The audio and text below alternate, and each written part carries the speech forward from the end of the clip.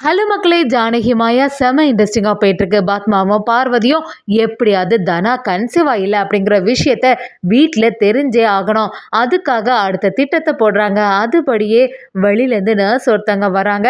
இவங்க தனாவை செக்அப் பண்ணிவிட்டு அதுக்கான சத்து மாத்திரை எல்லாமே கொடுத்துட்டு போவாங்க. அப்படி சொல்லிட்டு நம்ம தனாவை செக்அப் பண்ணுறாங்க. நம்ம தனா கன்சீவ் இல்லை அப்படிங்கிற விஷயம் வீட்டில் உள்ளவங்க எல்லாருக்கும் தெரிய வருதா. அதே சமயத்தில் இன்னொரு சைடு பார்த்தீங்கன்னா நம்ம மாயாவோட டான்ஸ்குள்ளே அருந்ததி அவங்களோட ஸ்டூடெண்ட் வச்சு ஒரு பிளான் பண்ணுறாங்க. இந்த ஆபத்துலேருந்து நம்ம மாயா இப்படி தப்பிக்க போகிறாங்க. வீடியோக்குள்ளே போகிற பண்ணி நம்ம சேனலுக்கு சப்ஸ்கிரைப் பண்ணுங்கள். அப்படியே பக்கத்தில் இருக்க பெல் ஐக்கனை கிளிக் பண்ணிடுங்க. அப்போ தான் நான் போடுற வீடியோலாம் உங்களுக்கு நோட்டிஃபிகேஷன் வரும். நம்ம தனாவும் மாயாவுக்கு சப்போர்ட்டாகவே இருந்துட்டு இருக்காங்க. என்ன மாயா பேசிகிட்டு இருக்க, இது வரைக்கும் அத்தை வந்து சோறெல்லாம் வடித்ததே இல்லையா, ஆனால் அவங்க காலில் எனக்காவது விழுந்திருக்கா, அவங்க வேணும் தான் செய்திருப்பாங்க. உனக்கு டான்ஸ் ஸ்கூலுக்கு லேட் ஆகுதுன்னு தெரிஞ்சது தான் இப்படிலாம் செய்திருக்காங்க. நீ இந்த வேலையை என்கிட்ட ஒப்படைச்சிட்டு டான்ஸ் ஸ்கூலுக்கு கிளம்பக்கூடிய வழியை பாரு. அங்கே சீனு எவ்வளோ நேரம் தான் சமாளிக்க முடியும் அப்படி சொல்லும்போது நம்ம மாயாவுக்கும் சந்தேகம் வருது. நீ சொல்கிறது சரியாக தான் இருக்கும் தானா, நானும் ஏற்கனவே டான்ஸ் ஸ்கூல் ஆரம்பித்தது அத்தைக்கு பிடிக்கவே இல்லை, அதனால தான் இப்படி செய்கிறதுக்கு வாய்ப்பு இருக்குது. சரி தானா, இனிமேல் நீ சமையல் வேலையை பார்த்துப்பல, நான் டான்ஸ் ஸ்கூலுக்கு கிளம்புறேன் அப்படின்னு சொல்லிட்டு நம்ம மாயா அவசரமாக கிளம்புறாங்க.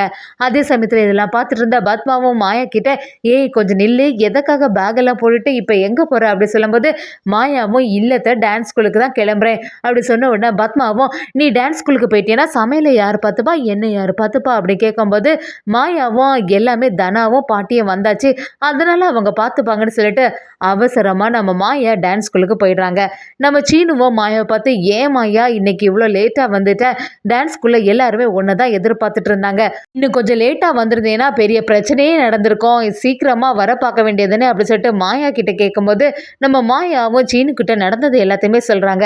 சீனுவும், எதுக்கு நீ வந்து தேவையில்லாமல் அங்கேயே இருந்துட்டு இருந்த, அதனால தானே இவ்வளோ பிரச்சனை, சரி இனி அம்மா என்ன செய்தாலுமே அதெல்லாம் நம்பிட்டு அங்கே இருக்காது அப்படி சொல்லிட்டு மாயாவுக்கு அட்வைஸ் பண்ண ஆரம்பிக்கிறாங்க. சரி டைம் ஆகிட்டுன்னு நம்ம மாயாவும் அந்த ஸ்டூடெண்ட்ஸ் கிட்ட, சரி இன்னைக்கு ஒரு நாள் தான் இப்படி ஒரு பிரச்சனை ஆகிட்டு, இனிமேல் இந்த மாதிரி நடக்காது, கரெக்டான சமயத்துக்கு டான்ஸ் எல்லாம் ஸ்டார்ட் ஆயிரும் அப்படின்னு சொல்லிட்டு அந்த பேரண்ட்ஸ் எல்லாத்தையுமே சமாதானப்படுத்துகிறாங்க. நம்ம மாயாவும் செம மாசா எல்லாருக்குமே டான்ஸ் எல்லாம் சொல்லி கொடுக்கறதுக்கு ஆரம்பிச்சிட்டாங்கன்னே சொல்லலாம். அதே சமயத்தில் இன்னொரு சைடு பார்த்தீங்கன்னா பார்வதி பத்மா கிட்ட இங்கே நடக்கிறது எதுவுமே சரியில்லை, மாயா அவளுக்கு பாட்டுக்கு டான்ஸ் ஸ்கூலுக்கெல்லாம் போயிட்டா, இனிமே அவளை வந்து எல்லாருமே மதித்து தான் நடக்கணும்னு எதிர்பார்ப்பா, ஏற்கனவே வீட்டில் இருக்கும்போதே பல பிரச்சனைகள் அந்த மாயனால நடக்கும், இனியெல்லாம் நம்மளை மதிக்க போகிறதில்ல அப்படின்னு சொல்லிட்டு பார்வதியும் சொல்ல ஆரம்பிக்கிறாங்க. அது மட்டும் இல்லாமல் இந்த தனா கன்சீவாக இருக்காங்கன்னு சொல்லிட்டு வீட்டில் உள்ளவங்க எல்லாரும் சந்தோஷப்பட்டுட்டு இருக்காங்க. ரகுராம் மாமா வேற எப்பவும் இல்லாமல் தனாக்கு மேலே ரொம்பவே அக்கறையாக இருக்காங்க. எப்படியாவது தனா கன்சீவாக இல்லை அப்படிங்கிற விஷயத்தை நிரூபிச்சே ஆகணும், அதுக்கு என்ன பிளான் பண்ணுறது அப்படின்னு சொல்லி நம்ம பத்மாவும் பார்வதியும் சேர்ந்து அடுத்த திட்டத்தை போடுறாங்கன்னே சொல்லலாம். இன்னொரு சைடு பார்த்தீங்கன்னா அருந்ததியும் இந்த மாயாவோட டான்ஸ் ஸ்கூலு நடத்தவே கூடாது, அதற்காக என்ன செய்கிறது அப்படின்னு யோசித்து ஒரு பிளான் பண்ணி அதுக்கேற்றவாறு ஒரு செயலை செய்கிறாங்க. நம்ம மாயா டான்ஸ் ஸ்கூலில் புதுசாக ஒரு பேருன்னு ஒரு ஸ்டூடெண்ட்டும் வராங்க. என்னோட பொண்ணு ரோகிணி இதுக்கு முன்னாடி அருந்ததி டான்ஸ் ஸ்கூலில் தான் நாட்டியம் படிச்சுட்டு இருந்தா, இனிமேல் உங்கள் ஸ்கூல்லே நாட்டியம் படிக்கலான்னு இருக்கும் அப்படி சொன்ன உடனே மாயாவும், அதுக்கு என்ன தாராளமாக எங்கள் ஸ்கூலில் ஜாயின் பண்ணிக்கலான்னு சொல்கிறாங்க. அதை கேட்ட அந்த பேருண்டும் நம்ம மாயா கிட்ட ரொம்பவே சந்தோஷமாக இருக்குது, இதுக்கு முன்னாடி அருந்ததி எல்லாம் ரொம்பவே ஆணவமாக நடந்துட்டா, இனிமேலாவது அந்த பிரச்சனை இருக்காது, எப்போ தான் இந்த ஏரியாவுக்கு என்னோட டான்ஸ் ஸ்கூல் வரும்னு சொல்லிட்டு எதிர்பார்த்துட்டே இருந்தோம், உங்களை நம்பி என்னோட பொண்ணை இந்த டான்ஸ் ஸ்கூலில் ஒப்படைக்கிறேன் அப்படின்னு சொல்லிட்டு அந்த பேருண்டும் நம்ம மாயா கிட்ட சொல்லிட்டு போகும்போது மாயாவும், கண்டிப்பாக நாங்கள் நல்லபடியாக பார்த்துப்போம், டான்ஸை நல்லபடியாக சொல்லிக் கொடுப்போம் அப்படின்னு சொல்கிறாங்க. மாயாவும் அந்த பொண்ணை நம்பி அந்த டான்ஸ் ஸ்கூலில் ஏற்றுக்கிறாங்க. அதே சமயத்தில் அந்த பேரண்ட்டும் வெளியில் வந்த உடனே நம்ம அருந்ததி கிட்ட ஃபோன் பண்ணி, நீங்கள் சொன்ன மாதிரி நான் செய்துட்டேன், என்னோட பொண்ணை மாயாவோட டான்ஸ் ஸ்கூலில் தான் சேர்த்துருக்கேன் அப்படின்னு சொல்கிறாங்க.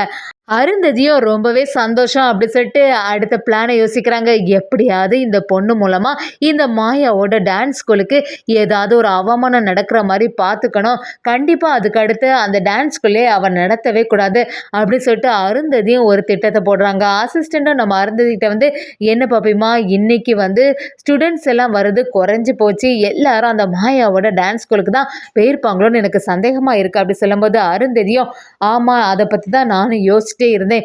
அந்த டான்ஸ் ஸ்கூல் ஆரம்பிச்சதுலேருந்து நமக்கு யாருமே வரமாட்டேங்கிறாங்க. இனிமே ஃபீஸ் எல்லாமே கம்மியாயிரும் அப்படி சொல்லிட்டு ரொம்பவே டென்ஷனாக இருக்காங்க. அருந்ததியும் கண்டிப்பா என்னோட நாட்டியத்தை நம்பி படிக்கிறதுக்கு பிள்ளைங்க வரதான் போறாங்க. கூடிய சீக்கிரத்தில் இந்த மாயா அவளோட டான்ஸ் ஸ்கூல்ல இந்த ஏரியால இருந்தே மூடிட்டு போக தான் போறா அப்படிங்கிற மாதிரி அருந்ததி அந்த அசிஸ்டண்ட்டை சொல்ல ஆரம்பிக்கிறாங்க. அதே சமயத்தில் இன்னொரு சைடு பார்த்தீங்கன்னா ரமணி பாட்டி ஜானகி எல்லாரும் வீட்டில் இருக்கும்போது பத்மா பார்வதி உள்ள வந்து நம்ம தனா கிட்ட, தனா உனக்கு ஒரு விஷயம் தெரியுமா, வெளியில ஒருத்தங்க வெயிட் பண்ணிட்டு இருக்காங்க, நீ வேற கன்சீவா இருக்கல்ல, அதனால இந்த ஏரியால யாரெல்லாம் கன்சீவா இருக்காங்களோ அவங்கள எல்லாம் அவங்க செக்அப் பண்ணிட்டு அதுக்கு ஏற்றவாறு டேப்லெட்ஸ் எல்லாம் கொடுத்துட்டு போறதுக்காண்டி வந்திருக்காங்க அப்படி சொன்ன உடனே நம்ம தனாவும் ஜானகியும் அப்படியே அதிர்ச்சி ஆயிடுறாங்க. தனாவுக்கு என்ன செய்யறதுனே புரிய மாட்டேங்குது. என்ன பண்ண இப்போ வந்து நர்ஸ் மட்டும் நம்மளை செக்அப் பண்ணிட்டு நான் கன்சீவா இல்லை அப்படிங்கிற விஷயத்த வீட்டில் சொன்னாங்கன்னா பெரிய பிரச்சனை ஆயிடுமே அப்படின்னு சொல்லிட்டு நம்ம தனா ரொம்பவே தயக்கத்தில் இருக்கும்போது பத்மாவும் பார்வதியும் அதுக்கு ஏற்ற மாதிரி பேச ஆரம்பிக்கிறாங்க. என்ன தனா எதுக்கு இப்போ குழம்பிட்டு இருக்க, அவங்க பாட்டுக்கு செக் பண்ணிட்டு டேப்லெட் தானே தர வராங்க, அது வேற ஏதாவது ஒரு லிஸ்ட் எல்லாம் கொடுக்கணும் போல, யாரெல்லாம் இந்த ஏரியாவில் கன்சீவாக இருக்கா அப்படின்னு சொல்லிட்டு அதுக்காக தான் வந்திருக்காங்க, கண்டிப்பாக அவங்கள உள்ள விடணும் தானே அப்படி சொல்லும்போது நம்ம ஜானகிக்கும் அதில் என்ன செய்யறதுன்னு தெரியாமல் சரி உள்ள வாங்கன்னு கூப்பிடுறாங்க. அதுபடி அந்த நர்ஸும் நம்ம தனாவை செக்அப் பண்ணுறதுக்கு ரெடி ஆகிட்டே இருக்காங்க. நம்ம தனாவுக்கு ரொம்பவே பதட்டமாக இருக்குது. அதே சமயத்தில் பத்மா பார்வதியும் கூடிய சீக்கிரத்தில் இந்த உண்மை தெரியதான் போகுது அப்படின்னு சொல்லிட்டு யோசிக்க ஆரம்பிக்கிறாங்க. நம்ம தனாவை செக் பண்ணிட்டு எதுவுமே சொல்லாமல் டேப்லெட் கொடுத்துட்டு கிளம்பும்போது நம்ம பத்மாவும் பார்வதியும் அந்த இடத்துல குழம்பி போய் நிற்கிறாங்கன்னு சொல்லலாம். அதே சமயத்தில் ரெகுராமோட ரைஸ் மில்ல நம்ம கதிர் வேலை பார்த்துட்டு இருக்கும்போது எல்லாத்தையும் சூப்பர்வைஸ் பண்ண ஆரம்பிக்கிறாங்க. இந்த மிஷின் பக்கத்தில் உள்ளது எதுவுமே சரியில்லையே அப்படின்னு சொல்லிட்டு யோசிச்சுட்டு சரி இது எல்லாத்தையுமே இந்த இடத்துல இருந்து மாத்திரம் தான் சரி வர்றோன்னு சொல்லிட்டு நம்ம கதிரும் அந்த குண்டுக்குள்ளே இறங்கி அப்படி எல்லாத்தையும் அது சரி பண்ணிட்டே இருக்காங்க. இது எல்லாத்தையுமே பக்கத்துல இருந்து வேற ஒருத்தங்க பார்த்துட்டு இருக்காங்க. அதே சமயத்தில் ரெகுராம் அந்த இடத்துல வரும்போது ரெகுராம் வந்ததை கவனிச்ச உடனே அந்த ஆளும் நம்ம கதிர்கிட்ட சரி நம்ம தான் நல்ல பேர் வாங்கணும், கதிரை எப்படியாவது மாட்டி விடணும்னு சொல்லிட்டு கதிர் உனக்கு அங்கே ஃபோன் கால் வந்தது போய் பாரு அப்படி சொன்ன உடனே கதிரும் மேலே ஏறி அந்த ஃபோனை எடுத்து பார்த்துட்டு இருக்காங்க. அந்த சமயம் பார்த்து அந்த ஆளும் அதில் இறங்கி வேலை செய்துட்டு இருக்க மாதிரி ஆக்ஷன் கொடுக்குறாங்க.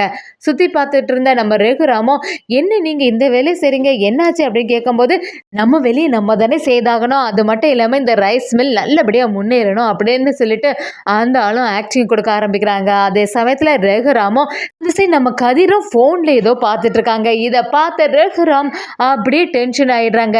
இங்கே இவன் இவ்வளோ கஷ்டப்பட்டு வேலை செய்துட்டு இருக்கான், அந்த கதிர் ஃபோனை பார்த்துட்டு இருக்கானே, இதுதான் இவனோட லட்சணம் எல்லாம், எவ்வளோதான் சொன்னாலும் அவன் வேலை பார்க்க போகிறதே இல்லை அப்படிங்கிற மாதிரி நம்ம கதிரை ரெகுராம் மட்டை தண்டி யோசிக்க ஆரம்பிக்கிறாங்க. நம்ம கதிரும் அந்த இடத்துல ரெகுராம பார்த்த உடனே அமைதியாக இருக்கும்போது ரெகுராமும் என்ன வேலை சமயத்தில் இப்படியெல்லாம் ஃபோன் எல்லாம் பார்க்கறதுக்கு யார் சொன்னதான் அப்படிங்கிற மாதிரி ரெகுராம் பேசும்போது இல்லை நான் இப்போ தான் இதில் ஏதோ சவுண்டு கேட்ட மாதிரி இருந்துச்சுன்னு வந்து பார்த்தேன் அப்படி சொல்லிட்டு சமாளித்தாலுமே நம்ம ரெகுராம் கதிர்க்கு மேலே இருக்கக்கூடிய நம்பிக்கையெல்லாம் கொஞ்சம் கொஞ்சமாக போயிட்டு இருக்குது.